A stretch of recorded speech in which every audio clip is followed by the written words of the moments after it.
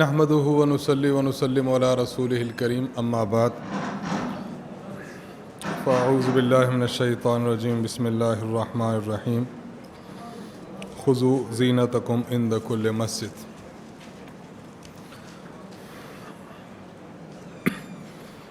ہم جو مسئلہ ابھی پڑھیں گے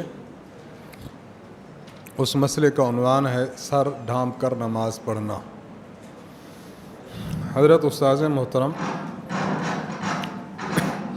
دامت برکاتہم عالیہ یہ ارشاد فرمایا کرتے ہیں کہ جب آپ کہیں اپنا مسئلہ بیان کریں تو آپ عنوان اور ٹائٹل اپنا رکھیں۔ عموماً جب نماز میں سر ڈھانپنے اور سر نہ ڈھانپنے کے متعلق بات ہوتی ہے تو بعض ہمارے ساتھی بھی کہہ دیتے ہیں کہ آج ننگے سر نماز پڑھنے کے موضوع پر بات ہوگی۔ حالانکہ ننگے سر نماز پڑھنے کا موضوع نہیں ہے بلکہ موضوع ہے سر ڈھانپ کر نماز پڑھنا۔ اہل سنت والجماعت کا موقف یہ ہے کہ انسان جب نماز پڑھے تو نماز کے آداب میں سے ہے، مستحبات میں سے ہے اور سنن میں سے ہے کہ انسان اپنا سر ڈھانپ لے، پگڑی پہن لے، ٹوپی پہن لے، سر ڈھانپ کر نماز پڑھے، اور کچھ نہیں مل رہا، رومال ہے رومال باندھ لے۔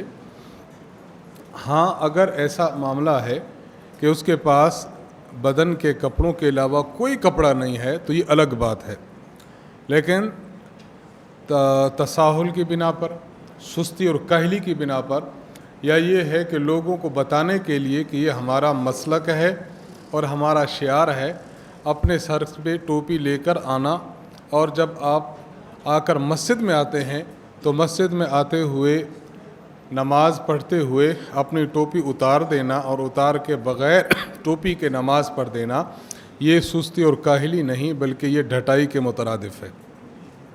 اس لیے اہل سنت والجماعت کا موقف یہ ہے کہ نماز کے آداب اور نماز کے سنن میں سے یہ ہے کہ انسان سر ڈھانپ کر نماز پڑھے، بغیر کسی وجہ کے اور بغیر کسی عذر کے انسان اگر سر سے ٹوپی یا پگڑی اتار کے نماز پڑھے تو ہمارے نزدیک یہ مکروہ ہے، ناپسندیدہ ہے اور خلاف ادب ہے۔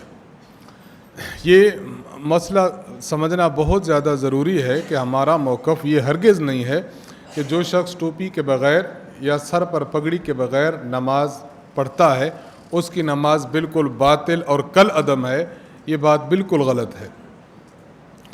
ایک غیر مقلد عالم ہیں عبد الرحمن صاحب، انہوں نے کتاب لکھی ہے، عنوان ہے کون کہتا ہے کہ ننگے سر نماز نہیں ہوتی۔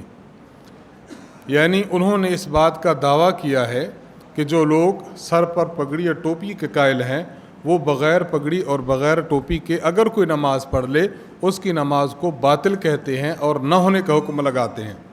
لہذا اس نے اس نظریے کو سامنے رکھتے ہوئے یہ کتاب لکھی اور اس کو عنوان دیا کہ کون کہتا ہے کہ ننگے سر نماز نہیں ہوتی۔ لیکن آپ نے اہل سنت والجماعت کا موقف پڑھا ہے کہ ہمارا یہ موقف تو ہرگز نہیں ہے کہ ہم بغیر ٹوپی اور بغیر پگڑی کے کوئی شخص نماز پڑھ اور نماز کو باطل قرار دے، ہمارا موقف نہیں ہے۔ گویا اس نے یہ سخت موقف ہمارا پیش کیا، پھر اس کا رد کر دیا اور اپنے تئیں بڑا خوش ہوا کہ میں نے اتنے سخت موقف کا رد کر دیا ہے۔ بعض مرتبہ ایسا ہوتا ہے کہ ایک موقف ہمارا نہیں ہے، لوگ اس موقف کی نسبت ہماری طرف کرتے ہیں اور پھر اس موقف کو توڑتے ہیں۔ لوگ سمجھتے ہیں کہ کیسا کمزور موقف تھا کہ فلاں عالم نے اس موقف کو توڑ دیا، لہذا احناف کا اور علماء دیوبند کا موقف بڑا کمزور ہوتا ہے۔ اس پر ایک میں آپ کی خدمت میں مثال عرض کرتا ہوں۔ آپ نے نام سنا ہوگا ڈاکٹر ذاکر نائک صاحب کا۔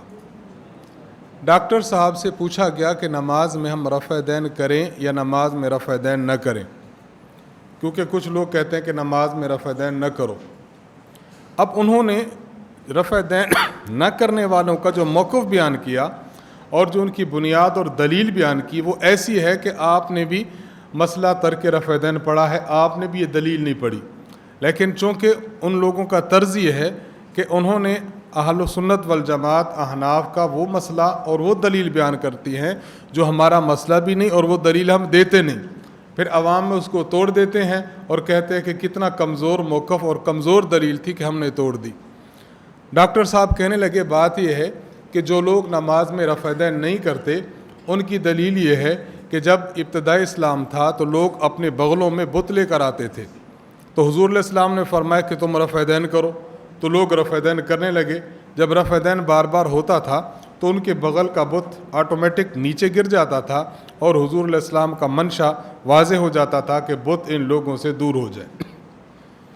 یہ دلیل اس نے پیش کی کہ جو لوگ رفع دین نہیں کرتے ان کی دلیل یہ ہے۔ اب اس کا توڑ کیا کیا کہ جو فرقہ بھی رفع دین کرتا ہے یا نہیں کرتا، ہر مسلک جو رفع دین کرے یا نہ کرے، شروع کے رفع دین پر سب متفق ہیں۔ جب آپ نے شروع میں رفع دین کیا، اگر بت ہوتے تو آٹومیٹک وہ تو گر جاتے، لہذا بعد میں تو رفع دین کی ضرورت ہی نہ ہوتی، لہذا یہ دلیل بالکل ٹھیک نہیں ہے۔ نبی علیہ السلام نے رفع دین کیا ہے، سنت ہے، فلاں فلاں جگہ پر ہے۔ اب آپ بتائیں یہ جو کمزور سی دلیل ہے کہ آپ نے کبھی سنی ہے کہ ہمارے اسٹیج سے یا ہماری کتب سے دی جا رہی ہو؟ رفع دین نہ کرنے پر تو مستقل قوی دلیلیں موجود ہیں۔ تو میں عرض کر رہا ہوں کہ فریق مخالف کے مسئلے یا ان کی دلیل کو ایسا کمزور پیش کرنا اور دھڑلے سے اس کا رد کرنا اور یہ سمجھنا کہ ہم نے میدان مار لیا ہے، یہ ناسمجھی کی بات ہے۔ یہی بات ان لوگوں کی ہے کہ لوگ سمجھتے ہیں کہ احناف کا موقف یہ ہے کہ اگر سر ننگا نماز پڑھی تو ہوگی ہی نہیں، باطل کا فتویٰ۔ ہم باطل کا فتویٰ نہیں دیتے، لیکن ہم خلاف ادب، خلاف مستحب اور ادب اور کسی کے اعلیٰ دربار میں جو حاضری کا اصل مقصد اور منشور ہوتا ہے اس کے مطابق انسان نماز نہیں پڑھتا، ہم یہ بات کہتے ہیں۔ ان لوگوں کا موقف کیا ہے؟ ان لوگوں میں دو قسم کے لوگ ہیں، ان کے بڑے آباء و اجداد اور ان کے آج کل کی جو نئی نسل اور نئی پود ہے۔ ان کے بڑے حضرات آگے حوالہ جات آ رہے ہیں، ان کا موقف یہ تھا کہ سر ڈھانپ کر نماز پڑھیں، ننگے سر نماز پڑھنا یہ درست نہیں ہے، خلاف ادب ہے، تکاسل ہے، کاہلی ہے، سستی ہے اور مزاج شریعت سے دوری ہے۔ لیکن آج کل کے جو حضرات ہیں ان کا موقف اور ان کا عمل آپ نے دیکھنا ہو تو وہ یہی ہے کہ انہوں نے ننگے سر نماز پڑھنی ہے، ننگے سر نماز پڑھنی ہے۔ جو کتاب میں عرض کر رہا تھا اس کے 3 اقتباسات آپ کی فائل میں موجود ہیں۔ نمبر 1 لکھتے ہیں کہ ننگے سر نماز پڑھنا سنت رسول صلی اللہ علیہ وسلم ہے، یہ انہوں نے اپنی کتاب صفحہ 14 پر لکھا۔ صفحہ 15 پر لکھا، چاہیے یہ تھا کہ حنفی علماء بھی کبھی کبھی سر ننگے جماعت کرایا کریں تاکہ لوگوں کو اس سنت صحیحہ کا علم ہو جائے۔ نمبر 3 لکھتے ہیں کہ اس مسئلہ میں وسعت ہے، سر ڈھانکنا بھی سنت ہے اور نہ ڈھانکنا بھی سنت ہے، اس کو انہوں نے مستقل سنت قرار دیا۔ آگے دلائل آ رہے ہیں، خلاصہ ان کا نکلتا ہے اگر کسی روایت میں آ گیا ہے تو وہ کپڑے کے کم ہونے کی، اس وقت وسعت کی تنگی کی علامت اور تنگی کے وقت کا تھا کہ اگر کسی کے پاس ایک ہی کپڑا ہے تو ایک کپڑے میں نماز پڑھ لے، اگر اس کا سر ننگا رہ جاتا ہے تو یہ بامر مجبوری تھا نہ کہ بامر سنت تھا۔ سنت ہونا الگ چیز ہے اور مجبوری ہونا یہ بالکل الگ چیز ہے۔ تو مجبوری کو آپ سنت کا نام دے کر امت میں یہ بات پیدا کر دیں کہ ننگے سر نماز پڑھنا سنت ہے، یہ حدیث دانی نہیں ہے بلکہ حدیث کے ساتھ معاذ اللہ مذاق ہے۔ ایک بندے کو آپ کہتے ہیں کہ آپ نے کھانا ہے، آپ نے دسترخوان بھی بچھانا ہے، آپ نے اچھے برتن بھی استعمال کرنے ہیں، آپ نے جو روٹی رکھنی ہے وہ کپڑے میں رکھنی ہے، آپ نے جو سالن ہے اس کو ڈھک کے رکھنا ہے، ساتھ آپ نے پانی رکھنا ہے، ہاتھ دھونے کے لیے آپ نے برتن رکھنا ہے، یہ اس کھانے کے آداب میں سے ہے۔ لیکن آپ جا رہے تھے اور آپ کو وقت آپ کے پاس بہت کم تھا، آپ نے ٹیفن میں اپنی روٹی لی ہے، وہاں پر دسترخوان بھی نہیں ہے، ساتھ پانی کے لیے گلاس بھی نہیں ہے، بوتل ہے، آپ یہ لے کر چلے گئے ہیں، تو یہ بحالت مجبوری ہے۔ یہ جس طرح کھانا کھانے کے آداب ہیں یہ ان میں شامل نہیں ہے۔ مجبوری کو دیکھ کر انسان یہ حکم لگا لے کہ کھانا کھایا ہی ایسے جاتا ہے تو یہ بات کم عقلی کی ہے۔ تو آج کل کے جو جدید یہ حضرات ہیں ان لوگوں کا بھی طرز یہی ہے کہ انہوں نے ایک آدھ حدیث دیکھ لی، اس کا معنی پھر اپنے فہم سے کیا اور امت کو باور کرانے کی کوشش کی کہ سنت یہی ہے کہ انسان ننگے سر نماز پڑھے۔ اہل سنت والجماعت کے دلائل میں سے پہلی دلیل قرآن کریم ہے۔ اللہ تعالیٰ ارشاد فرماتے ہیں خذوا زینتکم عند کل مسجد، یا بنی آدم خذوا زینتکم عند کل مسجد، اے اولاد آدم ہر نماز کے وقت زینت اختیار کیا کرو۔ آپ نے نماز پڑھنی ہے تو نماز کے وقت آپ زینت اختیار کریں۔ یہاں تشریح میں ہم نے 5 اقوال ذکر کیے ہیں۔ قول نمبر 1، علامہ تقی الدین احمد بن عبد الحلیم ابن تیمیہ الحنبلی، انہوں نے اپنے فتاوی الفتاوی الکبریٰ جلد 5 صفحہ 326 میں لکھا ہے، خلاصہ ان کی عبارت کا یہ ہے کہ 2 چیزیں الگ الگ ہیں، ایک ہے ستر عورت اور ایک ہے زینت صلاۃ۔ ستر الگ چیز ہے اور زینت الگ چیز ہے۔ ستر ان کپڑوں کو کہا جاتا ہے جن کے ذریعے سے انسان اپنے اعضاء کے ان حصوں کو ڈھانپ لیتا ہے کہ جن کو ڈھانپے بغیر نماز نہیں ہوتی، یہ ستر عورت ہے۔ اور ایک ہے زینت صلاۃ، کہ ستر عورت سے زائد ایسا لباس پہنا جائے جو انسان کی خوبصورتی اور انسان کی اچھے ہونے پر دلالت کرے، اور اس سے پتہ چلے کہ انسان جو لباس پہنے ہوئے ہے اس میں خوبصورت اور بھلا معلوم ہو رہا ہے۔ ابن تیمیہ رحمہ اللہ آپ یہ فرماتے ہیں کہ اللہ تبارک و تعالیٰ نے واللہ تعالی امر بقدر زائد علی ستر العورت فی الصلاۃ، ستر عورت سے زائد چیز کا اللہ تعالیٰ نے حکم عطا فرمایا ہے، وہ اخذ الزینہ، اور وہ زینت کو اختیار کرنا ہے۔ اللہ فرماتے ہیں خذوا زینتکم عند کل مسجد فعلق الامر باسم زینہ لا بستر عورہ، ستر عورت کا حکم صرف نہیں دیا بلکہ اللہ نے زینت کا حکم دیا ہے۔ اور فقہ حنبلی میں زینت کی خود تشریح موجود ہے۔ قال تمیمی الثوب الواحد یجزئ والثوبان احسن والاربع اکمل قمیص و سراویل و امامۃ و ازار، یہ جو چیزیں ہیں یہ انسان کی زینت ہے۔ شلوار پہن لے یا تہمت باندھ لے، اس طرح قمیض ڈال لے، اسی طرح سر پر پگڑی یا ٹوپی باندھ لے، یہ زینت ہے۔ تو اللہ تعالیٰ نے محض ستر کا نہیں زینت کا حکم دیا، جو دلیل ہے اس بات کی کہ زینت میں انسان کا پگڑی اور ٹوپی بھی آتی ہے۔ تو ستر صلاۃ سے زائد یعنی سر ڈھانپ کر نماز پڑھنا یہ خود قرآن سے ثابت ہو گیا۔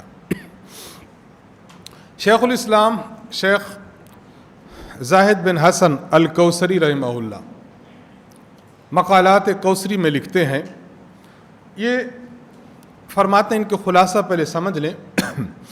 حضرت فرماتے ہیں کہ اللہ تعالیٰ نے لفظ زینت اختیار فرمایا، لفظ زینت سے سر ڈھانپنا بھی سمجھ آتا ہے، اور یہ سمجھ آتا ہے تناولاً اولیاً۔ تناول اولی کا مطلب یہ ہے کہ جو ہی ہم نے قرآن کی آیت سنی خذوا زینتکم، تو سنتے ہی ہمارے ذہن میں آ گیا کہ سر ڈھانپ کر نماز پڑھنا یہ زینت میں شامل ہے، اسے کہتے ہیں تناول اولی۔ حضرت ایک توہم کا اور ایک وہم کا جواب بھی دے رہے ہیں، فرماتے ہیں کہ بعض لوگوں کا کہنا یہ ہے کہ یہ آیت اس دور میں نازل ہوئی کہ جس دور میں لوگ بیت اللہ کا ننگے طواف کرتے تھے، تو ننگے طواف کرتے تھے تو اللہ نے فرمایا خذوا زینتکم عند کل مسجد، تم زینت اختیار کرو۔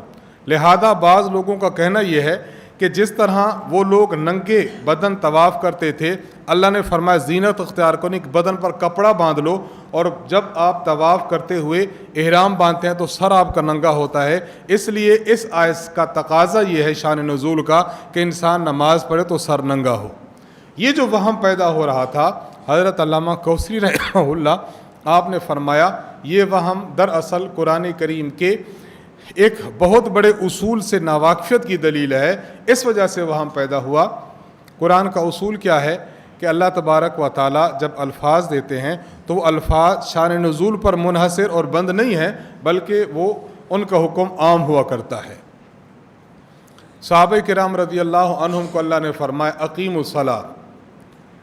اب شان نزول کو دیکھا جائے تو اس کے مخاطب صحابہ کرام ہیں، لیکن الفاظ کو دیکھا جائے تو الفاظ میں عموم ہے۔ ان الفاظ سے جس طرح صحابہ کرام کے لیے نماز پڑھنا ضروری ہوگا، اس طرح نماز کی فردیت صحابہ کرام کے بعد تابعین تبع تابعین ہم بلکہ قیامت تک آنے والے حضرات کے لیے نماز کا حکم اسی آیت سے ثابت ہوتا ہے۔ تو اسے کہتے ہیں کہ العبرۃ لعموم اللفظ لا لخصوص سبب، تعبیر کے عام الفاظ کا اعتبار ہوتا ہے، شان نزول کے خاص ہونے کا اعتبار نہیں ہوا کرتا۔ تو حضرت فرماتے ہیں کہ چونکہ شان نزول خاص ہے لیکن تعبیر عام ہے، تعبیر کے عموم میں جس طرح انسان زینت اختیار کرتا ہے تو زینت میں پگڑی یا ٹوپی بھی آتی ہے، اس طرح اس لفظ زینت کے عموم میں آپ نماز پڑھیں تو نماز کو سر ڈھانپ کر پڑھنا، یہ اس آیت سے سمجھ آتا ہے۔ یہ سمجھ گئے بات؟ دیکھیں فرماتے ولا شک ان لفظ الزینت یتناول غطاء الرؤوس تناولا اولیا، اس بات میں کوئی شک نہیں ہے کہ لفظ زینت سے جو پہلے ذہن میں آتا ہے وہ یہی ہے کہ انسان سر ڈھانپ کر نماز پڑھے، فیکون مأمورا بہ فی الآیہ، تو سر ڈھانپ کر نماز پڑھنا اس آیت کی روح سے ایک شرعی حکم ہوگا۔ وتوہم اقتصار الآیہ علی سبب نزولها من زجر اہل الجاہلیت الذین كانوا یطوفون بالکعبہ وهم عراة من جمیع الملابس ابتعاد عن منہج اہل الاستنباط۔ فرماتے ہیں جو میں نے عرض کیا کہ شان نزول کو دیکھتے ہوئے یہ کہنا کہ چونکہ لوگ ننگا طواف کرتے تھے اس لیے ان کو کہنا زینت اختیار کرو تو بقدر سطر لباس پہننے کی طرف اشارہ ہے۔ فرماتے ہیں ابتعاد، یہ دوری ہے اہل استنباط کے منہج سے۔ اہل استنباط کا منہج کیا ہے؟ ان العبرہ بشمول اللفظ لا بخصوص السبب، اور آگے خود فرماتے ہیں وَلِهَذَا تَرَى أَهْلَ الْمَذَاهِبِ مُجْمِعِينَ عَلَى اسْتِحْبَابِ لَبْسِ الْقَلَنسُوَةِ وَالرِّدَاءِ وَالْإِزَارِ فِي الصَّلَاةِ، اس لیے تمام مسالک اور مذاہب اس بات پر متفق ہیں کہ انسان جب کپڑے پہنے تو مستحب یہی ہے کہ انسان ٹوپی پہنے، چادر باندھے، ازار پہنے، یعنی لونگی وغیرہ باندھ لے، تو ان چیزوں سے انسان جب نماز پڑھے گا تو یہ اختیار زینت ہے۔ شیخ محمد بن صالح بن محمد عثیمین الشرح الممتع اس میں لکھتے ہیں، حضرت فرماتے ہیں جو بات ارشاد فرماتے ہیں کہ اللہ تبارک و تعالیٰ نے نماز پڑھتے ہوئے جو حکم ارشاد فرمایا ہے وہ اخذ زینت کا ہے کہ زینت اختیار کرو۔ کم از کم چیز جو اختیار کرنے کی ہے وہ یہ ہے کہ انسان کا سطر چھپ جائے، اور اس سے جو زائد ہوگی افضل اور سنت وہی ہوگی۔ اس کی جو مثال انہیں دی ہے بڑی بہترین مثال دی ہے۔ فرماتے ہیں کہ ایک بندہ اگر جاتا ہے کسی بادشاہ کے پاس، کسی اپنے بڑے کے پاس، تو کن کپڑوں میں جائے گا؟ ان کپڑوں میں جائے گا اس کے لیے اچھے ہوں، مناسب ہوں، اور اس دربار کے جو عزت اور اکرام اور اس دربار کی عظمت ہے اس عظمت کے مطابق ہوں۔ حضرت فرماتے ہیں کہ جب انسان کسی ملک اور بڑے کے پاس جاتا ہے تو ننگے سر نہیں جاتا، سر ڈھانپ کر ادب اور آداب کے ساتھ جاتا ہے۔ جب انسان نماز پڑھتا ہے تو ملک نہیں، ملک الملوک کے دربار میں ہوتا ہے، تو اللہ کے دربار میں زیادہ حق ہے کہ انسان سر ڈھانپ کر جائے۔ حضرت نافع سے حضرت عبداللہ ابن عمر رضی اللہ عنہ نے پوچھا کہ تخرج الی الناس وانت حاسر الراس، آپ لوگوں کے پاس جائیں اور سر ننگے ہو کر جائیں، آپ ایسا جانا پسند کریں گے؟ قال لا، انہوں نے عرض کیا حضرت میں تو ایسا پسند نہیں کروں گا۔ قال فاللہ احق ان تتجمل لہ، فرمایا کہ پھر اچھی بات یہی ہے کہ اللہ تعالیٰ اس بات کے زیادہ حقدار ہیں اللہ کے دربار میں انسان جائے اور خوش ہو کر اور تجمل سے کے ساتھ جائے اور اپنے آپ کو خوبصورت بنا کر جائے۔ یہ تو باتیں تھیں جو تین حضرات آپ نے سنے۔ خود غیر مقلدین کے بڑے حضرات نے بھی اسی آیت کو دلیل بنایا ہے کہ انسان سر ڈھانک کر نماز پڑھے۔ فتاوی نظیریہ میں ان کے شیخ الکل فی الکل لکھتے ہیں سید نذیر حسین دہلوی صاحب کہ اس آیت یا بنی آدم خذوا زینتکم عند کل مسجد سے ثابت ہوا کہ ٹوپی اور امامہ سے نماز پڑھنا اولا ہے، کیونکہ لباس سے زینت ہے۔ اگر امامہ یا ٹوپی رہتے ہوئے تکاسلاً یعنی سستی کی وجہ سے برہنہ سر نماز پڑھے تو یہ مکروہ ہے۔ تو اسی آیت سے ان کے اکابر بھی یہ کہہ رہے ہیں کہ اس سے پتہ چلتا ہے کہ نماز میں سر ڈھانپ کر پڑھی جائے نماز۔ آگے غیر مقلد عالم ہیں عبید اللہ خان عفیف، فتاوی محمدیہ میں انہوں نے بھی یہی بات لکھی ہے، آپ کے سامنے موجود ہے۔ تو پہلی بات یہ کہ خود قرآن کریم سے ثابت ہوتا ہے کہ اللہ کے دربار میں زینت اختیار کی جائے، اور زینت میں پگڑی اور ٹوپی بھی شامل ہے۔ نمبر 2، دلیل نمبر 2، معجم طبرانی میں امام طبرانی رحمہ اللہ نے اس روایت کو حضرت وائل ابن حجر رضی اللہ عنہ سے نقل کیا ہے۔ حضرت وائل ابن حجر فرماتے ہیں رأیت النبی صلی اللہ علیہ وسلم واصحابہ فی الشتاء، میں نے حضور علیہ السلام اور آپ کے صحابہ کو سردی کے موسم میں دیکھا۔ حضرت وائل ابن حجر مسافر صحابی تھے، تشریف لائے آپ علیہ الصلوۃ والسلام کے پاس کچھ عرصہ رہے، تو آپ نے یہ منظر جب دیکھا تو آپ علیہ الصلوۃ والسلام اور آپ کے صحابہ جو ہیں یہ ان کو میں نے سردی میں دیکھا، فرأیتہم فی البرانے سے، ٹوپیاں پہنی ہوئی تھیں ان لوگوں نے، والاکسیۃ، اور چادریں اوڑھی ہوئی تھیں، وایدیہم فیہا، ایدیہم فیہا، اور ان کے جو ہاتھ تھے یہ چادروں کے اندر تھے۔ سردی بعد دفعہ ہوتی ہے تو انسان چادر اوڑھتا ہے تو ہاتھ اس کے اندر ہوتے ہیں۔ اس میں 2 باتوں کا ذکر کیا، چادر کا اور نمبر 2 ٹوپی کا ذکر کیا۔ اس بات کی دلیل ہے کہ صحابہ کرام یہ اگرچہ اس میں نماز کا صراحتاً ذکر نہیں ہے، لیکن دیگر روایات میں جو حضرت وائل ابن حجر سے ہیں اور دیگر صحابہ سے ہیں ان سے یہ بات ثابت ہوتی ہے کہ یہ نماز ہی کا حکم بیان فرما رہے ہیں۔ معجم الصحابہ شیخ ابن کانے حضرت فلطان بن عاصم الجرمی رضی اللہ عنہ فرماتے ہیں اتیت النبی صلی اللہ علیہ وسلم فرأیتہم یصلون فی الاکسیۃ والبرانس، میں حضور علیہ السلام کی خدمت میں آیا، صحابہ تھے ان کی خدمت میں آیا، میں نے دیکھا جب یہ لوگ نماز پڑھتے ہیں تو یہ چادریں اوڑھتے ہیں اور ٹوپیاں پہنے ہوتے ہیں، وَأَيْدِيهِمْ فِيهَا مِنَ الْبَرْدِ، سردی کی وجہ سے اپنے ہاتھوں کو یہ اپنی چادر میں لپیٹتے تھے۔ تو اس سے بھی ثابت ہوا کہ صحابہ کرام اور حضور علیہ السلام کا نماز میں معمول سر ڈھانپنے کا ہے۔ شمائل ترمذی میں حضرت انس بن مالک رضی اللہ عنہ کی ایک روایت ہے، کان رسول اللہ صلی اللہ علیہ وسلم یکسر دہن رأسہ، حضور علیہ السلام سر پر تیل بہت زیادہ لگاتے تھے، وتسریح لحیتہ، اپنی داڑھی مبارک کو کنگھا کرتے تھے، ویکسر القناء، اور سر آپ کثرت سے ڈھانپتے تھے، حتیٰ کأن ثوبہ ثوب زیات، گویا کہ آپ کا سر ایسا ہے، کپڑا آپ کا ایسا ہوتا تھا جس طرح تیل والا، ایک تیلی ہوتے ہیں نا ان کے کپڑے ہوتے ہیں تیل لگا ہوتا ہے، تو اس طرح حضور علیہ السلام کا کپڑا محسوس ہوتا تھا۔ ایک تو یہ روایت ہے، اس میں 3 چیزیں پیش ہوئی ہیں، دوسری 2 روایت پیش کر کے میں خلاصہ عرض کرتا ہوں۔ تاریخ بغداد میں حضرت انس ہی سے مروی ہے، ما رأیت احدا ادوم قناء من رسول اللہ صلی اللہ علیہ وسلم، میں نے حضور سے زیادہ سر کو کثرت سے ڈھانپنے والا کسی کو نہیں دیکھا، حتیٰ کأن ملحفتہ ملحفۃ زیات، حضور علیہ السلام کا جو کپڑا ہوتا تھا جس سے سر ڈھانپتے تھے ایسے ہوتا تھا جس طرح تیلی کا کپڑا ہوتا ہے۔ شعب الایمان میں امام ابو بکر البیہقی نے لکھتے ہیں، سہل بن سعد رضی اللہ عنہ فرماتے ہیں، کان رسول اللہ صلی اللہ علیہ وسلم یکسر القناء ویکسر الدہن دہن رأسہ، حضرت نبی علیہ السلام سر کثرت سے ڈھانپتے تھے اور آپ علیہ الصلوۃ والسلام اپنے سر کو تیل کثرت سے لگاتے تھے، ویسرہ لحیتہ بالماء، اور اپنی داڑھی مبارک کو پانی کے ساتھ دھویا کرتے تھے۔ اس روایت اور پچھلی تین روایت سے شاید یہ سمجھ آتا کہ حضور علیہ السلام کا مستقل معمول نہ ہو کہ آپ سر ڈھانپتے تھے، ہاں چونکہ آپ تیل لگاتے تھے تو تیل آپ کے دیگر کپڑوں پر نہ رہتا، تو اس لیے سر پر آپ اور کپڑا رکھتے تھے۔ یہ حضرت سہل بن سعد کی روایت بتاتی ہے کہ آپ علیہ السلام کے 3 کال مستقلاً تھے۔ یکسر القناء، آپ سر ڈھانپتے مستقل طور پر تھا، یکسر الدہن رأسہ، اپنے سر پر تیل لگاتے تھے، یہ کام مستقل طور پر تھا۔ تو سر کا ڈھانپنا یہ بھی مستقل تھا، تیل لگانا یہ بھی مستقل تھا، یعنی سر ڈھانپنا آپ کا تیل لگانے کی وجہ سے نہیں تھا بلکہ آپ کا ایک مستقل کام تھا۔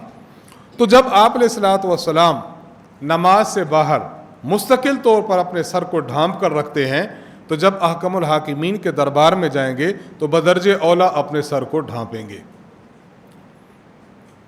دلیل نمبر 7 مصنف ابن ابی شیبہ میں ہے، حضرت علی فرماتے ہیں، اذا صلی احدکم فلیحسر الامامۃ عن جبہتہ، جب انسان نماز پڑھے تو نماز پڑھتے ہوئے اپنے جو پگڑی ہے اپنی پیشانی سے پگڑی کو دور کر لے، یعنی ایسا نہ ہو کہ پگڑی کے کونے پر آپ اپنا سجدہ کریں، بلکہ پگڑی کو اوپر ہٹا لیں تاکہ آپ کی پیشانی زمین پر لگے۔ حضرت عبادہ بن صامت کے بارے میں مروی ہے انہ کان اذا قام الی الصلاۃ حسر الامامۃ عن جبہتہ، حضرت عبادہ بن صامت رضی اللہ عنہ جب آپ نماز پڑھتے تھے تو اپنے پیشانی سے اپنی پگڑی ہٹاتے تھے، یعنی پگڑی ہوتی تھی لیکن پیشانی پر نہیں رکھتے تھے۔ امام بخاری رحمہ اللہ تعالی صحیح بخاری میں حضرت حسن بصری رحمہ اللہ کا قول نقل فرماتے ہیں، قال الحسن کان القوم، حسن بصری تابعی ہیں، اور تابعی جب کان القوم کہتا ہے تو اس سے کبار تابعین اور صحابہ کرام کی ذات مراد ہوتی ہے۔ حضور علیہ السلام کے صحابہ اور دیگر حضرات یسجدون علی الامامۃ والقلنسوۃ ویداہ فی کمہ، یہ نماز پڑھتے تھے تو اپنی ٹوپی کے بل پر، پگڑی کے بل پر، اور ان کے ہاتھ ان کے فی کمہ، ان کے آستینوں میں ہوتے تھے۔ یہ اشارہ ہے سردی کیا، گرمی کا، کہ گرمی میں بعض مرتبہ اتنی تپش ہوتی ہے کہ انسان اپنے بازو میں سجدہ کرتا ہے یا اپنا ٹوپی کو تھوڑا سا آگے کر لیتا ہے تاکہ گرمی کی شدت سے محفوظ رہے۔ مصنف ابن ابی شیبہ میں ہے ان الحسن قال ان اصحاب النبی صلی اللہ علیہ وسلم یسجدون وایدیہم فی ثیابہم، حضور کے صحابہ سجدہ فرماتے تھے اور آپ سجدہ جب کرتے تھے وایدیہم فی ثیابہم، ہاتھ ان کے کپڑوں میں ہوتے تھے، ویسجد الرجل منہم علی امامتہ، اپنے پگڑی کے بل پر وہ سجدہ کرتا تھا۔ پگڑی کے بل پر سجدہ کرنا دلیل ہے کہ صحابہ کرام پگڑی پہن کر سجدہ کرتے تھے۔ مصنف ابن ابی شیبہ میں ہے حضرت عبداللہ فرماتے ہیں میں نے اسود تابعی کو دیکھا یصلی فی برنس طیالسیہ، کہ آپ طیالسی ٹوپی میں نماز پڑھ رہے تھے۔ ایسی ٹوپی تھی جو چادر ہی میں ہوتی ہے، گویا کہ چادر آپ ایسی لیں کہ بڑی سی چادر ہو تو چادر کا کونا جو ہے وہ ٹوپی کا کام دے۔ یہ بھی اشارہ اس بات کی طرف کہ یہ سر ڈھانپ کر نماز پڑھتے تھے۔ بعض مرتبہ آپ کے پاس ٹوپی اور پگڑی نہیں لیکن چادر بڑی ہے، آپ چادر اس طرح پہن لیں کہ آپ کا سر بھی چھپ جائے، تو یہ بھی سر ڈھانپ کر نماز پڑھنے کی دلیل ہے۔ اور فرماتے ہیں وَرَأَيْتُ عبد الرحمن یعنی ابن یزید، عبد الرحمن بن یزید کو دیکھا یصلی فی برنس شامی، آپ شامی ٹوپی میں نماز پڑھ رہے تھے، یسجد فیہ، اور اسی ٹوپی کو پہن کر آپ سجدہ بھی کر رہے تھے۔ ان 10 دلائل سے یہ بات ثابت ہوتی ہے کہ نماز کے آداب میں سے یہ ہے کہ انسان سر ڈھانپ کر نماز پڑھے۔ مذاہب اربع کے حوالہ جات، نمبر 1 مذہب حنفی، مراکل الفلاح، حسن بن عمار شرمبلالی فرماتے ہیں والمستحب ان یصلی فی ثلاثۃ ثیاب من احسن ثیابہ، نمازی کو چاہیے کہ اپنے اچھے کپڑوں میں سے جو اچھے کپڑے ہوں وہ تین کپڑوں میں نماز پڑھے، قمیصن و ازارن و امامتن، قمیص ہو، چادر ہو، پگڑی ہو، اچھے کپڑوں میں چاہیے کہ نماز پڑھے۔ استاد محترم دامت برکاتہم العالیہ، استاد محترم کا ایک معمول ہے، وہ ہمیں بھی ارشاد فرمایا کرتے ہیں، آپ کی خدمت میں بھی میں عرض کر رہا ہوں۔ مثال کے طور پر آپ نے صبح کہیں جانا ہے، 8 بجے آپ نے کہیں جانا ہے، صبح عید ہے، عید پر آپ نے اچھے کپڑے پہننے ہیں۔ ہماری عام عادت یہ ہے کہ ہم نماز کے وقت غسل کر کے کپڑے تبدیل کر کے پھر نماز پڑھیں، ہم ایسا نہیں کرتے۔ ایک بندہ ہے، اس نے 8 بجے ڈیوٹی ہے، 7 بجے ڈیوٹی ہے، نماز انہی کپڑوں میں پڑھ لے گا، لیکن جب جانے لگے گا ڈیوٹی پر یا کہیں شادی پر جانا ہے تو اسی وقت نہائے گا، دھوئے گا اور اچھے کپڑے پہن کر خوشبو لگا کر پھر چلا جائے گا۔ استاذ محترم کا معمول اس سے ہٹ کر ہے۔ استاد جی فرماتے ہیں کہ میں نے کہیں جانا ہو تو صبح اٹھتا ہوں، غسل کرتا ہوں اور اچھے کپڑے پہن کر ان کے ساتھ نماز پڑھتا ہوں، پھر اپنا کام کرتا ہوں، تاکہ جب آپ اچھے کپڑے کیوں پہن رہے ہیں؟ تاکہ شادی پر جاؤں، لیکن اب معمول کیا ہوا کہ میں اچھے کپڑے اس لیے پہن رہا ہوں تاکہ نماز پڑھوں، شادی ضمناً ہو گئی اور اصلاً یہ ہماری نماز ہو گئی۔ اور یہ بات ظاہر بات ہے، ہم جو کہ طلبہ ہیں، یہ بات ہم میں بھی پائی جاتی ہے، ہمیں بھی پائی جاتی ہے، کہیں جانا ہے تو جب جانا پڑے گا اس وقت ہم نہائیں گے، اس وقت اچھے کپڑے پہنیں گے۔ آپ صبح سے اچھے کپڑے پہن کے پھریں تاکہ پتہ چلے کہ ہم نے نماز کا اس قدر اہتمام فرمایا ہے۔ تو تو اس کا اہتمام کرنا چاہیے نہیں کرنا چاہیے؟ کرنا چاہیے، اور ہم سب کو کرنا چاہیے، اور مزید جو کریں آگے بھی آپ نقل کریں کہ ہمارے استاد یوں فرماتے تاکہ اگلے لوگ بھی اس طرح عمل کرتے رہیں کہ ہم نماز ہی کے لیے کپڑے تو بدلنے ہیں نا جی، آپ نے 10 بجے بدلنے ہیں، آپ صبح بدل لیں، آپ نے ظہر کے بعد بدلنے ہیں، آپ ظہر کی نماز پر بدل لیں۔ جب اس اہتمام کے ساتھ نماز پڑھیں گے تو پھر نماز پڑھنے کا بھی انسان کو مزہ آئے گا انشاءاللہ۔ تو 3 کپڑوں میں فرمایا ایسے کپڑے جو انسان کے اچھے کپڑے ہوں۔ حضرت علی رضی اللہ تعالیٰ عنہ آپ کے اشعار حضرت خطیب بغدادی رحمہ اللہ نے اپنی کتاب الجامع فی اخلاق الراوی و آداب السامع میں نقل فرمائے ہیں۔ حضرت علی رضی اللہ عنہ فرماتے ہیں اجد الثیاب اذا اکتسیت فانما، اگر آپ نے کپڑے پہننے ہیں تو آپ اپنے اچھے سے اچھے کپڑے پہنیں، اچھے سے اچھے کپڑے پہنیں جو انسان کے قلب کی جو کیفیت ہے، انسان کے قلب میں جو عاجزی اور انکساری ہے، فرماتے ہیں کپڑے انسان کے فرسودہ حال ہوں اور انسان کا دل اندر سے متکبرانہ ہو تو یہ کپڑے اس کے متکبر دل کو تبدیل نہیں کرتے، اور اگر انسان کپڑے بہت اچھے ہوں لیکن دل عاجزانہ ہو تو یہ کپڑے اس کے عاجزی دل کو تکبر میں نہیں ڈالتے۔ اس لیے انسان کو اپنا دل یہ عاجزانہ رکھنا چاہیے، فقیرانہ رکھنا چاہیے، لیکن انسان کو اپنا ظاہر اچھے انداز میں رکھنا چاہیے۔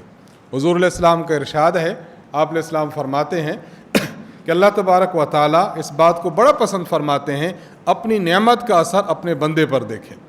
کئی لوگ ہوں گے مربوں کے مالک ہیں، لیکن آپ سوچیں کہ ان کو دیکھ کر کے میں اس دفعہ رمضان کی زکوٰۃ اس کو دے دوں، اس کو زکوٰۃ دے دوں۔ جب آپ دینے لگے تو وہ کہے گا یار میں تو مربوں کا مالک ہوں۔ مذہب مالکی المدخل ابن الحجاج میں ہے وَالسُنَّةُ فِي حَقِّ الرَّجُلِ أَن يَسْتُرَ جَمِيعَ جَسَدِهِ عَلَى الْوَجْهِ الْمَشْرُوعِ، شرعی طریقہ پر سنت یہ ہے کہ مشروع طریقہ پر انسان اپنے پورے بدن کو ڈھانپ لے، فَهُوَ مَطْلُوبٌ بِذَلِكَ لِأَجْلِ امْتِثَالٍ، اللہ تبارک و تعالیٰ کے حکم کو ماننے کے لیے اس پر عمل ضروری ہے۔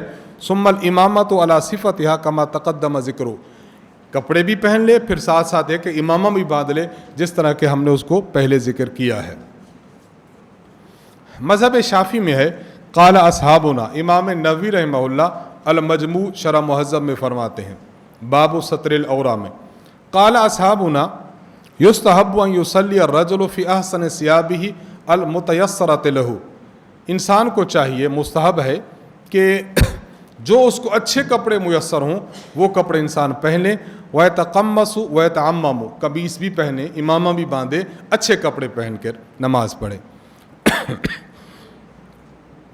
مذہب حنبلی میں ہے وَيُسْتَحَبُّ لِلرَّجُلِ حُرًّا كَانَ وَعَبْدًا، چاہے انسان آزاد ہے چاہے غلام ہے، أَن يُصَلِّيَ فِي ثَوْبَيْنِ ذَكَرَهُ بَعْضُهُمْ اجمعاً، کہ 2 کپڑوں میں نماز پڑھے۔ قال ابن تمیم وغیرہ ما ستر رأسہ بامامۃ، 2 کپڑوں کا مطلب نیچے 2 ہوں باقی امامہ بھی پہن کر نماز پڑھے۔ تو خیر مذاہب اربع سے بھی یہ بات ثابت ہو گئی ہے کہ مذاہب اربع میں بھی مستحب، سنت، اچھا اور استحباب اور نماز کے آداب میں سے اس کو شمار کیا گیا ہے کہ انسان سر ڈھانپ کر نماز پڑھے۔ غیر مقلدین کے اکابرین کی بھی کچھ تصریحات ملاحظہ فرما لیں کہ ان کے اکابرین بھی اس بات کی تصریح کرتے ہیں کہ نمازی نماز پڑھتے ہوئے سر ڈھانپ کر نماز پڑھے، بلکہ جو لوگ سر ننگا کر کے نماز پڑھتے ہیں تو ان حضرات نے ان کی بھی اچھی خاصی کلاس لی ہے۔ سید نذیر حسین دہلوی صاحب، آپ فتاوی نظیریہ جلد نمبر 3 صفحہ 372 اور 373 میں لکھتے ہیں اس میں کلام نہیں کہ امامہ کے ساتھ نماز پڑھنا افضل ہے، کیونکہ رسول اللہ صلی اللہ علیہ وسلم، صحابہ کرام ومن بعدہم عام طور پر امامہ کی موجودگی میں امامہ کے ساتھ نماز پڑھتے تھے۔ حضرت امام مالک رحمہ اللہ فرماتے ہیں ادرکت فی مسجد رسول اللہ صلی اللہ علیہ وسلم 70 محنکا وان احدہم لویت منا علی بیت المال لکان بہ امینا۔ ترجمہ، حضرت امام مالک فرماتے ہیں کہ میں نے رسول اللہ صلی اللہ علیہ وسلم کی مسجد میں 70 کے قریب آدمی دیکھے جنہوں نے سر پر پگڑیاں باندھ رکھی تھیں، اور ان میں سے ایک اس آدمی کا درجہ تھا کہ اگر اس بیت المال پر امین بنا دیا جائے تو امین ثابت ہو۔ علماء نے بھی یہ لکھا ہے کہ نماز با امامہ مستحب و افضل ہے۔ رفع الالتباس ان مسائل اللباس میں ہے، شک نہیں کہ نماز با امامہ کو بے امامہ پر فضیلت ہے باعتبار وقار و سکینہ اور اتباع سنت کے۔ حدیث عبادہ میں فرمایا کہ علیکم بالامامۃ فانھا سیماء الملائکہ، ترجمہ پگڑی سر پر رکھا کرو کیونکہ لباس یہ فرشتوں کا لباس ہے۔ نمبر 2، ان کے مولوی صاحب ثناء اللہ امرتسری صاحب فتاوی ثنائیہ میں لکھتے ہیں، صحیح مسنون طریقہ نماز کا وہی ہے جو آن حضرت صلی اللہ علیہ وسلم سے بالدوام ثابت ہوا ہے، یعنی بدن پر کپڑے اور سر ڈھکا ہوا ہو، پگڑی سے یا ٹوپی سے۔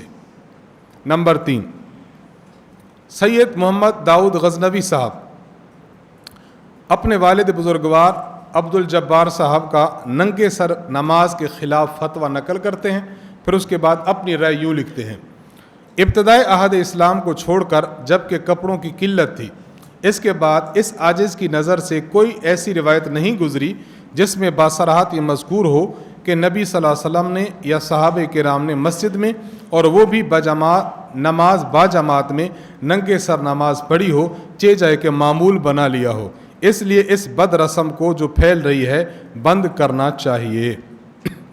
آگے بڑی عجیب بات لکھتے ہیں، کہتے ہیں کہ اگر فیشن کی وجہ سے ننگے سر نماز پڑھی جائے تو نماز مکروہ ہوگی، اگر تعبد اور خشوع و خضوع اور عاجزی کے خیال سے پڑھی جائے تو یہ نصارہ کے ساتھ تشبہ ہوگا۔ اسلام میں ننگے سر رہنا سوائے احرام کے تعبد یا خضوع و خشوع کی علامت نہیں، اور اگر کسل و سستی کی وجہ سے ہے تو منافقوں کی ایک خلقت سے تشابہ ہوگا۔ ولا یاتون الا وہم کسالى، نماز کو آتے ہیں تو سست اور کاہل ہو کر، غرض ہر لحاظ سے ناپسندیدہ عمل ہے۔ دیکھیں کتنی سرحد کے ساتھ اور کتنی سختی کے ساتھ انہوں نے ننگے سر کو رد کیا ہے۔ عبد المجید سہدری صاحب الحدیث سہدرہ جلد نمبر 15 شمارہ نمبر 22 میں لکھتے ہیں، بطور فیشن، لاپرواہی اور تعصب کی بنا پر مستقل اور ابد الآباد کے لیے یہ ننگے سر نماز پڑھنے والی عادت بنا لینا، جیسا کہ آج کل دھڑلے سے کیا جا رہا ہے، ہمارے نزدیک صحیح نہیں۔ نبی صلی اللہ علیہ وسلم نے خود یہ عمل نہیں کیا۔ تو یہ انہوں نے لکھا ہے۔ فتاوی ثنائیہ میں ابو سعید شرف الدین دہلوی لکھتے ہیں، بحکم خضوع زینتکم عند کل مسجد، اور رسول اللہ صلی اللہ علیہ وسلم کا سر پر امامہ رکھنے سے امامہ سنت ہے، اور ہمیشہ ننگے سر کو نماز کا شعار بنانا بھی ایجاد بندہ ہے، یعنی بدعت ہے اور خلاف سنت ہے۔ گاہے چنی جس کا حکم اور ہے شعار کا، اور پس اول جائز اور ثانی ایجاد، یعنی کبھی کبھی ہو جائے اور بندے کے پاس کپڑا نہ رہا، پڑھ لے الگ بات ہے، لیکن شعار بنانا یہ جائز نہیں ہے۔ یہی حال مولوی محمد اسماعیل سلفی صاحب نے بھی لکھا ہے، اور مولوی عبدالستار صاحب جو غرباء اہل حدیث کے ہیں، فتاوی ثنائیہ والے، فتاوی ستاریہ والے، تو فتاوی ستاریہ میں بھی انہوں نے لکھا ہے۔ سید محب اللہ شاہ راشدی پیر جھنڈا سندھ والے، انہوں نے بھی یہی بات لکھی ہے اور اس کے بڑی سخت الفاظ میں تردید کی ہے۔ مولوی عبید اللہ عفیف صاحب، انہوں نے بھی فتاوی محمدیہ میں یہی بات لکھی ہے۔ تو ان حضرات کے جو اکابرین ہیں انہوں نے بھی اسی بات کو صراحتاً لکھا ہے کہ ننگے سر نماز پڑھنا یہ درست نہیں ہے، خلاف ادب ہے، فیشن ہے، اور بعض تو نصارہ کے مشابہ اس کو لکھا ہے۔ تو خلاصہ یہ نکلا کہ سر ڈھانپ کر ہی نماز پڑھنا چاہیے، سر ڈھانپ کر نماز پڑھنا یہ سنت، ادب اور نماز کے مستحبات میں سے ہے۔ جو آج کل کے غیر مقلد ہیں وہ ایک دو شبہات بھی پیش کرتے ہیں کہ جن سے عام لوگ کہتے ہیں کہ واقعی ننگے سر نماز پڑھنا چاہیے اور یہ سنت ہے۔ پہلا شبہ سمجھیں، بخاری اور مسلم میں روایت ہے، عمر بن ابی سلمہ فرماتے ہیں، رأیت رسول اللہ صلی اللہ علیہ وسلم یصلی فی ثوب واحد مشتملا بہ فی بیت ام سلمہ، کہتے ہیں کہ میں نے حضور علیہ الصلوۃ والسلام کو دیکھا، آپ حضرت ام سلمہ کے رضی اللہ عنہ کے گھر میں تھے، ایک کپڑے میں حضور نے نماز پڑھی، مشتملا بہ، ایک کپڑے کو استعمال کیا، یعنی ایک کپڑا پہنا اور آپ نے اس میں نماز پڑھی۔ تو اس سے غیر مقلد یہ کہتے ہیں کہ ایک کپڑے میں نماز کیسے ہوگی؟ ایک انسان، ایک چادر ہے، آپ چادر لیں، چادر کے جو دو سرے ہوں گے، ایک سرا آپ اپنے بائیں کندھے پر لے جائیں، بایاں سرا اپنے دائیں کندھے پر لے جائیں اور اپنی گردن کے پیچھے ان کو گرہ لگا دیں، اس طرح اس سے اشتمال کہتے ہیں۔ اس طرح نماز پڑھیں تو آپ کا سر ننگا رہتا ہے، تو حضور نے ننگے سر تو نماز پڑھی ہے۔ بات سمجھے؟ یہ دلیل یہ حضرات پیش کرتے ہیں۔ پہلی بات یہ ہے کہ آپ نے مسئلہ پڑھا ہے، حضرت امام احمد بن حنبل رحمہ اللہ فرماتے ہیں الجامع لاخلاق الراوی و آداب سامع میں، امام خطیب بغدادی رحمہ اللہ لکھتے ہیں الحدیث اذا لم تجمع طرقہ لم تفہمہ والحدیث یفسر بعضہ بعضا۔ حدیث کے سارے طرق جب تک آپ جمع نہیں کریں گے اس وقت تک حدیث کا مطلب نہیں سمجھ سکتے۔ صحیح مسلم میں ایک اور حدیث موجود ہے، حضرت ابو سعید خدری رضی اللہ عنہ کی، فرماتے ہیں رأیتہ یصلی فی ثوب واحد متوشیا بہ، حضور علیہ الصلوۃ والسلام کو میں نے ایک کپڑے میں دیکھا، اس کو آپ نے لپیٹ کر نماز پڑھی۔ اب توشیح کا لفظ ہے اور استعمال کا لفظ ہے۔ توشیح اور استعمال کا لفظ ہے، اب اس کی وضاحت ہم فقہاء کرام سے لیں گے کہ فقہاء توشیح کا مطلب کیا سمجھے ہے۔ امام ترمذی رحمہ اللہ اپنی کتاب سنن ترمذی میں باب غسل المیت میں لکھتے ہیں وَكَذَلِكَ قَالَ الْفُقَهَاءُ وَهُمْ أَعْلَمُ بِمَعَانِ الْأَحَادِيثِ، فقہاء کرام بھی یہی بات کہتے ہیں اور فقہاء حدیث کا معنی زیادہ جانتے ہیں۔ حدیث میں لفظ استعمال کا آ گیا، حدیث میں لفظ آ گیا توشیح کا، تو ہم یہ دیکھتے ہیں کہ فقہاء اس کا معنی کیا کرتے ہیں، کیونکہ امام ترمذی کی روح سے فقیہ معنی زیادہ جانتا ہے۔ فقہاء میں صاحب بحر الرائق علامہ ابن نجیم الحنفی رحمہ اللہ لکھتے ہیں التوشیح ان یکون الثوب طویلا یتوشح بہ، توشیح یہ ہے کہ ایک لمبی سی چادر ہے، آپ اپنے اوپر اس طرح ڈالیں فیجعل بعضہ علی راسہ، چادر کا کچھ حصہ آپ کے سر پر ہو، وبعضہ علی منکبیہ، کچھ حصہ آپ کے کندھوں پر ہو، وعلی کل موضع من بدنہ، اور بدن میں آپ کے ہر حصے پر آ جائے۔ ایک بڑی سی چادر ہو، جس طرح آپ نے خواتین کو بعض پہنتی ہیں، بڑی سی چادر ہے، سر پر بھی آ جاتی ہے، کندھے بھی چھپ جاتے ہیں اور پورا بدن بھی ڈھک جاتا ہے، یہ ہے توشیح کا معنی۔ تو حدیث میں جو توشیح کا معنی آیا تھا اس کی فقہاء نے جو تشریح کی ہے، اس تشریح کے مطابق انسان اگر کپڑا یوں باندھ لے، سر پر بھی آ جائے، کندھے بھی چھپ جائیں اور پورا بدن ڈھک جائے، یہ بھی توشیح ہے۔ تو فقہاء کی اس تشریح کے مطابق معلوم ہوا حضور علیہ الصلوۃ والسلام نے جو ایک کپڑے میں نماز پڑھی ہے وہ یوں نہیں کہ سر ننگا ہو، بلکہ اس طرح پڑھی ہے کہ آپ کا سر بھی ڈھکا ہوا تھا۔ تو یہ کیا مسئلہ ہے کہ انسان اس طرح اس کو پیش کرے کہ سر ننگا ہو، جبکہ آپ نے ماقبل کی روایات سے دیکھا اور قرآن کریم کے لفظ زینت سے دیکھا کہ اس طرح نماز پڑھیں، تو یہ کیسے باور کیا جا سکتا ہے کہ حضور علیہ السلام نے اس طرز پر نماز نہ پڑھی ہو بلکہ آپ علیہ السلام نے سر کو ننگا کیا ہو؟ ایک تو یہ بات۔ دوسری جو اہم بات ہے وہ یہ،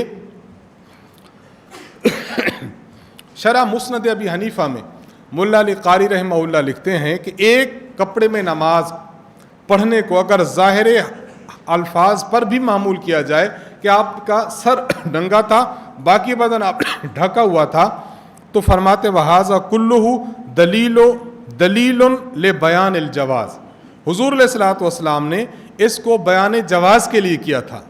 دو باتیں الگ الگ ہیں، بیان جواز کہ اگر اس طرح پڑھ لی جائے تو نماز ہو جائے گی، ایک ہے بیان سنت کہ انسان کو اس طرح پڑھنی چاہیے۔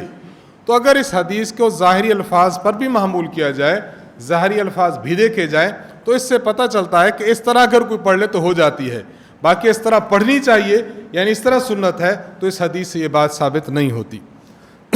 دیکھیں، ایک انسان اپنے سطر کو ڈھانپ کر نماز پڑھتا ہے اور باقی اوپر نہ قمیض پہنتا ہے، نہ ہی اپنے گھٹنوں سے نیچے کوئی پہنتا ہے، نہ ہی سر پر کوئی چیز پہنتا ہے۔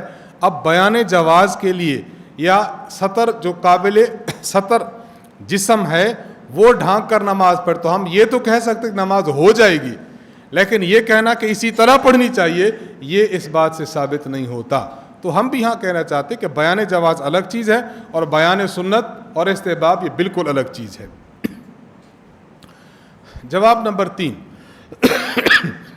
مسند احمد میں حضرت ابی بن کعب کی روایت کو دیکھا جائے تو پتہ چلتا ہے کہ یہ اس دور کا معاملہ ہے جب غربت زیادہ تھی، کپڑوں کی قلت ہوتی تھی، کپڑوں کی قلت کی وجہ سے ایک آدھ کپڑے میں نماز پڑھ لیتے تھے، لیکن جب وسعت اللہ تعالیٰ نے دی تو وہ قلت والے مسائل کو وسعت والے مسائل کے دور میں اب انسان بیان بھی نہ کرے اور انسان ان پر عمل نہیں کر سکتا، بلکہ وسعت جن ادوار میں تھی وسعت والے ادوار میں اس وسعت کے مطابق کپڑے پہن کر انسان نماز پڑھے گا۔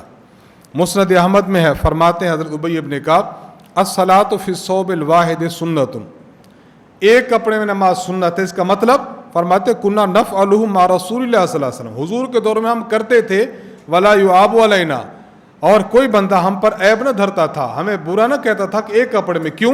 فقال ابن مسعود انما کان ذاک اذ کان فی الثیاب قلۃ، یہ طریقہ اس وقت تھا، الصلاۃ فی الثوب الواحد سنۃ، سنت سے مراد اصطلاحی سنت نہیں ہے، سنت سے مراد طریقہ ہے۔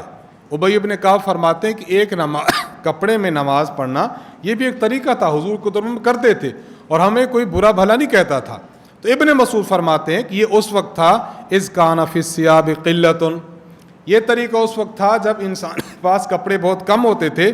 واما اذا وسع اللہ فالصلاۃ فی الثوبین ازکیٰ، اب جب اللہ تعالیٰ نے وسعت دی ہے اب دو کپڑوں میں نماز زیادہ بہتر ہے۔ میں نے دو کپڑے بتا دے، ایک نیچے کے ہو اور ایک انسان سر پر باندھ لے۔ تو خیر خلاصے کلام یہ نکلا کہ اس حدیث کا تعلق نماز میں سر ڈھانپنے یا سر نہ ڈھانپنے سے نہیں ہے، بلکہ قلت ثیاب سے ہے کہ اس وقت کپڑے کم ہوتے تھے تو اس طرح معلوم ہوتا تھا کہ حضور علیہ السلام نے ایک کپڑے میں نماز پڑھی ہے۔ جواب نمبر 4، اور یہ جواب خود غیر مقلد عالم نے دیا ہے۔ محمد اسماعیل سلفی صاحب ہیں، لکھتے ہیں حضرت صلی اللہ علیہ وسلم، صحابہ کرام اور اہل علم کا طریقہ وہی ہے جو اب تک مساجد میں متوارث اور معمول بہا ہے۔ کوئی مرفوع حدیث صحیح میری نظر سے نہیں گزری جس سے اس عادت کا جواز ثابت ہو، خصوصاً باجماعت فرائض میں، بلکہ عادت مبارک یہی تھی کہ پورے لباس سے نماز ادا فرماتے تھے۔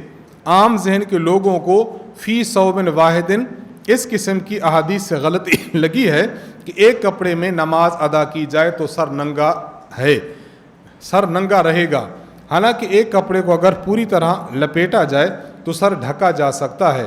غرض کسی حدیث سے بھی بلا عذر ننگے سر نماز کی عادت اختیار کرنا ثابت نہیں، محض بے عملی یا بد عملی یا کس کی وجہ سے یہ رواج پڑ رہا ہے، بلکہ بعض جہالات اسے سنت سمجھنے لگے ہیں۔ آپ نے ماقبل میں عبد الرحمن صاحب کو دیکھا جنہوں نے کہا کون کہتا ہے ننگے سر نماز نہیں ہوتی، انہوں نے ننگے سر نماز کو کیا کہا تھا؟ سنت۔ اور موصوف محمد اسماعیل سلفی صاحب کیا لکھ رہے ہیں کہ بعض جہلا اسے سنت سمجھ رہے ہیں۔ ہم کہتے ہیں آپ ٹھیک کہہ رہے ہیں، واقعی آپ کی جماعت کے یہ احباب جو اتنی بڑی کتاب لکھ کر لوگوں کو جو ہے وہ یہ بات بتا رہے ہیں، واقعی وہ لوگ جاہل ہیں۔ ہم آپ کو برا نہیں کہتے، ہم آپ کو سچا کہتے ہیں۔ شبہ نمبر 2، دوسرا شبہ یہ ہے، کہتے ہیں کہ آپ لوگ کہتے ہیں کہ نماز میں خشوع اور خضوع کیا جائے۔ جب آپ حج پہ یا عمرہ پہ جاتے ہیں تو سر ڈھانکا ہوتا ہے احرام میں یا سر ننگا ہوتا ہے؟ سر تو ننگا ہوتا ہے۔ اگر وہاں خشوع ہے تو یہاں بھی خشوع ہے۔ وہاں سر ڈھانک کر نماز نہیں پڑھتے، وہاں سر ڈھانک کر آپ وہ عبادت نہیں کرتے، اور یہاں سر ڈھانکنے کی بات کرتے ہو۔ اگر خشوع ہے تو خشوع وہاں بھی ہے اور یہاں بھی ہے۔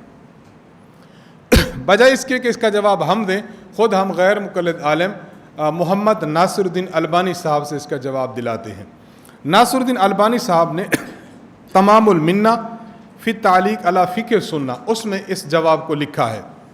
فرماتے ہیں وَأَمَّا اسْتِدْلَالُ بَعْضِ إِخْوَانِنَا مِنْ أَنصَارِ السُنَّةِ فی مصر، مصر میں جو ہمارے سنت کے انصار اور پیروکار لوگ ہیں، کہتے ہیں کہ ان کا ایک استدلال ہے علی جوازہ قیاساً علی حصر المحرم فی الحج، کہ حج میں جو احرام والا ہوتا ہے سر ننگا کرتا ہے، نماز میں سر ننگا کرنے کو محرم کے سر ننگا کرنے پر قیاس کر لیا، لہذا وہاں بھی ہے تو یہاں بھی ہونا چاہیے۔ علامہ ناصر الدین البانی صاحب اس کا جواب دیتے ہیں فمن ابطل قیاس قرأتہ عن ہؤلاء الاخوان، کہتے ہیں جو باطل ترین قیاس جو پڑھے ہیں میں نے، ان میں سے باطل ترین قیاس ہے جو میں نے اپنے ان بھائیوں کا پڑھا ہے۔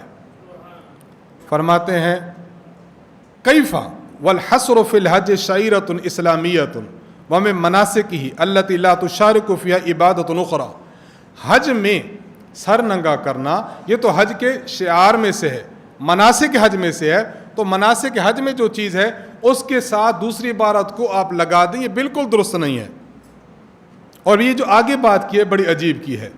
کہتے ہیں آپ یہ قیاس کر رہے ہیں، اگر قیاس کی صحت ہے تو قیاس کا تقاضا یہ ہے کہ حج میں سر کو ننگا کرنا یہ جائز ہے یا واجب ہے؟ جی یہ واجب ہے. اچھا، اگر آپ سر ننگا کرنے پر قیاس کرتے ہیں تو نماز میں بھی سر ننگا رکھنا واجب ہونا چاہیے، حالانکہ آپ کہتے ہیں کہ صرف جائز ہے. تو قیاس کیسا ہوا؟ قیاس کا تقاضا یہ ہے کہ نماز میں سر ننگا کرنا واجب ہو، جبکہ آپ واجب کے قائل نہیں ہیں. تو قیاس مال فارق ہے، تو یہ تو قیاس باطل ہے. دیکھیں، وَلَوْ كَانَ الْقِيَاسُ الْمَذْكُورُ صَحِيحًا، اگر اس قیاس کو صحیح مان بھی لیا جائے، لَلَزِمَ الْقَوْلُ بِوُجُوبِ الْحَصْرِ فِي الصَّلَاةِ، تو سر ننگا کرنا یہ واجب ہونا چاہیے. لِأَنَّهُ وَاجِبٌ فِي الْحَجِّ، کیونکہ حج میں وہ واجب ہے. وَهَذَا إِلْزَامٌ، یہ ایسی دلیل الزامی ہے، لا انفقاق لہم عنہ، جس سے ان کو جواب نہیں، الا بالرجوع عن القیاس المذکور. ہاں یہ ہو سکتا ہے کہ قیاس چھوڑ دیں، وَلَعَلَّهُمْ يَفْعَلُونَ، کاش کے لوگ سمجھیں. لیکن ہم کہتے ہیں کہ وہ سمجھے نہ سمجھے، آج کے یہ لوگ نہیں سمجھیں گے، یہ لوگ نہیں سمجھتے. تو اگر آپ نے قیاس کرنا ہے تو جس چیز پر قیاس کیا ہے اس کا تقاضا وجوب کا ہے، حالانکہ آپ وجوب کے قائل نہیں. اس کی ایک مثال سمجھ لیں. غیر مقلدین جب نماز جنازہ پڑھتے ہیں تو نماز جنازہ میں سورۃ الفاتحہ پڑھتے ہیں. سورۃ الفاتحہ کو کہتے ہیں کہ سورۃ الفاتحہ جنازہ میں سنت ہے. دلیلیں پیش کرتے ہیں، لِتَعْلَمُوا أَنَّهَا سُنَّةٌ. آپ ان سے دلیل پوچھیں، دیگر دلیلوں میں سے ایک دلیل یہ دیتے ہیں. ان سے پوچھیں دلیل کیا ہے، کہتے ہیں دلیل یہ ہے کہ نماز جنازہ بھی نماز ہے، اور اللہ کے نبی صلی اللہ علیہ وسلم نے فرمایا لا صلاۃ الا بفاتحۃ الکتاب، نماز بغیر فاتحہ کے نہیں ہوتی، لہذا نماز جنازہ بھی نماز ہے، لہذا اس میں بھی فاتحہ ہے. سمجھ گئے؟ نماز جنازہ کو عام نماز پر قیاس کیا کہ جس طرح عام نماز میں فاتحہ ہے اس کے بغیر نہیں ہوتی، یہاں بھی نماز جنازہ میں بھی سورۃ الفاتحہ ہوگی. اب ہم کہتے ہیں کہ دیکھیں موقف آپ کا کیا ہے کہ نماز جنازہ میں سورۃ الفاتحہ سنت ہے. دلیل کون سی دی ہے قیاس والی کہ جس میں نماز پنجگانہ جو ہے ان میں فاتحہ کے بغیر نماز نہیں ہوتی. تو عام نمازوں میں فاتحہ کے بغیر نماز نہیں ہوتی، یعنی عام نمازوں میں فاتحہ پڑھنا یہ واجب ہے. سمجھ گئے؟ اگر آپ اس پر قیاس کرتے ہیں تو اس قیاس کی دلیل سے ثابت ہونا چاہیے کہ سورۃ الفاتحہ یہ نماز میں واجب ہونی چاہیے، حالانکہ آپ کا قول اور آپ کا دعویٰ کیا ہے کہ سورۃ الفاتحہ نماز جنازہ میں یہ سنت ہے. تو دلیل کون سی دے رہے ہیں؟ واجب والی، اور ان کا موقف کیا ہے؟ سنت والا. تو جو دلیل ہے وہ ان کا دعویٰ نہیں، اور جو دعویٰ ہے اس کے مطابق دلیل نہیں ہے. تو خیر یہ چیز بھی درست نہیں ہے، یہ جو قیاس کیا جاتا ہے. اس کا ایک تو یہ جواب ہوگا جو انہوں نے دیا. اس کا اصل جو جواب ہے، مزید جواب نمبر 2، وہ یہ ہے کہ ہم یہ دیکھتے ہیں کہ عبادت کس چیز کا نام ہے، عبادت کس چیز کا نام ہے، شریعت کس چیز کا نام ہے. شریعت اعمال کے بجا لانے کا نام نہیں، شریعت ادائے پیغمبر کا نام ہے. حضور علیہ السلام نے جو چیز ادا فرمائی ہے اس ادا کے مطابق آپ ادا کر دیں تو یہ شریعت بنے گی. اعمال بجا لانا یہ شریعت نہیں، بلکہ ادائے پیغمبر کے مطابق اعمال بجا لانا، اس کو شریعت کہتے ہیں. رمضان شریف ہو، صبح صادق سے لے کر غروب آفتاب تک آپ نہ کچھ کھائیں نہ کچھ پئیں، نہ ہی انسان بیوی کے پاس جائے، اس کو کہتے ہیں روزہ، اور یہ عبادت ہے.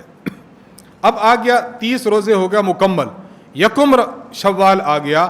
یکم شوال صبح صادق سے لے کر غروب آفتاب تک آپ نہ کچھ کھائیں نہ کچھ پئیں، نہ ہی بیوی کے پاس جائیں. اب آپ بتائیں یہ جو آپ عمل کر رہے ہیں اس کو آپ عبادت کہیں گے یا اس کو گناہ کہیں گے؟ آپ اس کو گناہ کہیں گے. کیوں؟ حالانکہ یہ وہی عمل ہے جو 30 دن پہلے ہوتا رہا ہے، لیکن آپ یہ کہیں گے 30 دن پہلے یہی عمل ہوتا رہا، آج یکم شوال یہی عمل ہوتا رہا، لیکن 30 دن پہلے وہ ادائے پیغمبر تھا اور آج یکم شوال یہ ادائے پیغمبر نہیں ہے، لہذا وہ شریعت ہوگی اور یہ شریعت نہیں ہوگی۔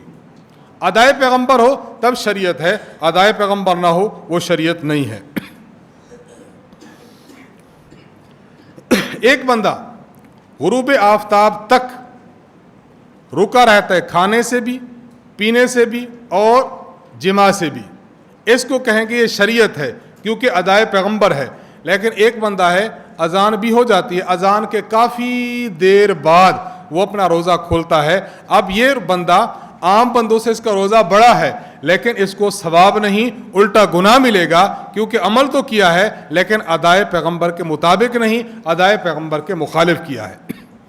یہی بات ہم کہنا چاہتے ہیں کہ یہاں پر دو عبادتیں ہیں، ایک عبادت حج اور عمرہ کی ہے اور ایک عبادت نماز کی ہے۔ جہاں حج اور عمرہ کی عبادت ہے، سر ڈھانپیں یا نہ ڈھانپیں، ہم نے اعمال کو نہیں دیکھنا، ہم نے ادائے پیغمبر کو دیکھنا ہے۔ حج اور عمرہ کے باب میں ادائے پیغمبر یہ ہے کہ وہاں سر ڈھانپنا نہیں، سر ننگا کر کے عبادت کرنی ہے، اور نماز کے باب میں اللہ کے نبی نے سر کو ڈھانپا ہے، لہذا اب عبادت یہی ہوگی، حج اور عمرہ ہو سر ننگا کرنا سنت ہے، اور جب نماز ہو تو نماز میں سر ڈھانپنا سنت ہے۔ تو شریعت اعمال کا نام نہیں بلکہ شریعت ادائے پیغمبر کا نام ہے۔ ادائے پیغمبر ہو تو یہ شریعت بنے گی، ادائے پیغمبر نہ ہو تو پھر شریعت نہیں بنے گی۔ لہذا یہ قیاس کرنا کہ وہاں پر سر ننگا ہے لہذا نماز میں سر ننگا ہو، لہذا یہ قیاس کرنا درست نہیں ہے۔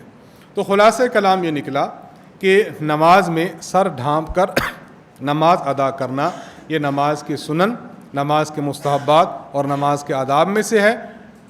سستی، کاہلی اور بغیر ضرورت کے اگر انسان ننگے سر نماز پڑھتا ہے تو یہ خلاف ادب ہے، خلاف سنت ہے اور خلاف مستحب ہے۔ اللہ تعالیٰ سے دعا ہے کہ اللہ تبارک و تعالیٰ ہمیں سنت کو سمجھ کر عمل کرنے کی، پھر دوسروں کو سمجھانے کی توفیق عطا فرمائے۔ وآخر دعوانا ان الحمد للہ رب العالمین۔